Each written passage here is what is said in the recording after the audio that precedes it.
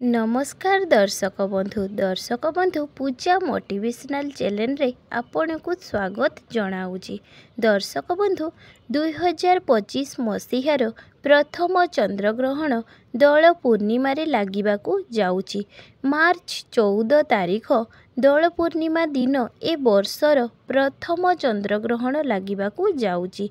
तेबे चंद्रग्रहणर समय कौन रहिबो भारत रे तथा आम ओडिशा रे एहार प्रभाव रहिबो कि नाही, ग्रहण समय रे एवं ग्रहण सरिबा परे कौन करिबे एवं कौन करिबे नाही एवं केउ केउ राशि उपरे चंद्र ग्रहणर प्रभाव पड़िबो ए सबु उपरे आपनकु आज जणैबी।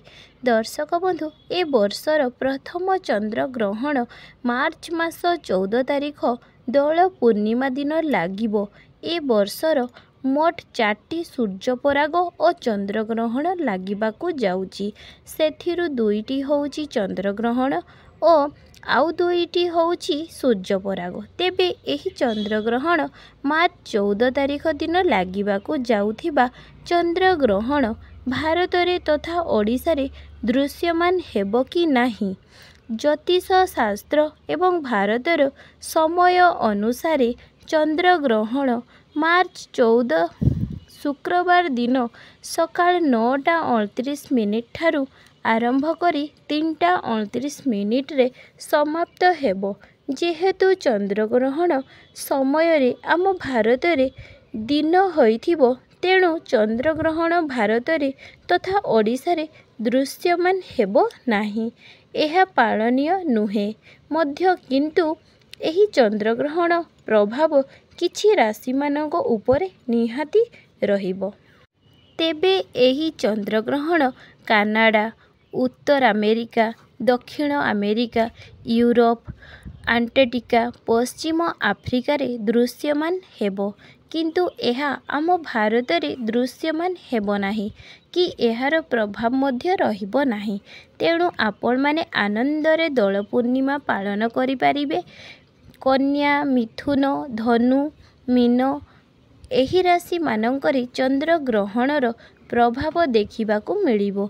एहार सामान्य प्रभाव सिंह राशि रे मध्य आपण माने देखिबे। दौल पूर्णिमा दिन चंद्रग्रहण लागिथिबारु आपण माने एही दिन मार्च 14 तारीख दिन दान करिबा उचित, किंतु चंद्रग्रहण सरिबा परे दान करंतु। जेउ राशि मानक उपरे चंद्रग्रहणर प्रभाव रहुची सेमाने निश्चय दान करंतु। तेबे एही दिन कौन दान करिबे?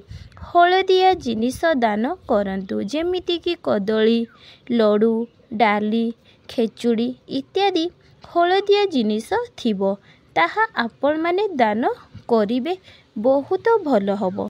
जदि आपण माने चंद्र दशरु मुक्ति पाइबा पाई चाहुचंती ताहले आपण माने निहाती दान करंतु। आपण मानकर निहाती मंगल हबो, जेहेतु एही दिन पूर्णिमा मध्य रहुची। चंद्र ग्रहण समय रे आपण माने कौन करिबे एवं कौन करिबे नाही। चंद्र ग्रहण समय रे आपण माने हरि नाम जप करंतु बा निजर इष्ट देवंकु स्मरण करंतु, तांको नाम को जप करंतु, समस्त दोषरु मुक्त होई जिबे। जेउ राशि मानक उपरे चंद्र ग्रहणर प्रभाव रहिबो से माने चंद्र ग्रहण समय रे महादेवंकर शिव पंचाक्षर मंत्र को 108 थर निहाती भावरे जप करंतु एवं महादेवंकर दर्शन करंतु। देखिबे निश्चय सबु किछि भल हबो, मंगल हबो आपणकर।